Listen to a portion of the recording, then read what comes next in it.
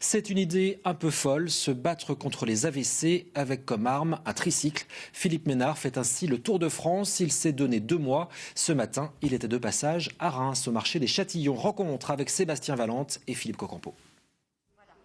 25 étapes, 54 jours de course, près de 3400 km.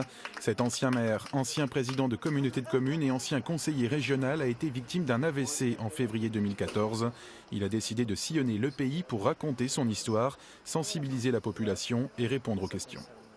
J'ai pu voir pendant ma rééducation, mais aussi au travers du Tour de France, combien il peut y avoir de personnes qui ont eu un AVC et qui ont des vies brisées, atomisées socialement, financièrement, affectivement. Certaines personnes ne semblent pas concernées par ces questions sur l'accident vasculaire cérébral. L'histoire et le parcours de Philippe Ménard sur les routes permettent d'éveiller les consciences. On n'y pense pas. Quand c'est pour nous, on n'y pense pas. C'est vrai que quand on voit tout le monde s'en aller de ça, ça fait drôle. Mais moi, pour le moment, je ne suis encore pas facile.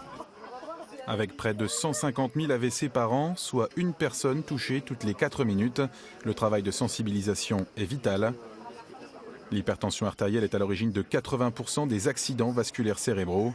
Philippe Ménard effectue aussi son périple pour décrire les symptômes et alerter sur les facteurs de risque. On peut faire les prises de tension, on parle de ce que sont des facteurs de risque, la malbouffe, la sédentarité, des problèmes de santé très divers qui peuvent être détectés au travers d'une visite chez le médecin. Et puis on en profite aussi pour décrire ce que sont les symptômes d'un AVC. Le tabac, l'alcool, le stress, mais aussi le cholestérol et le diabète sont les autres facteurs de risque.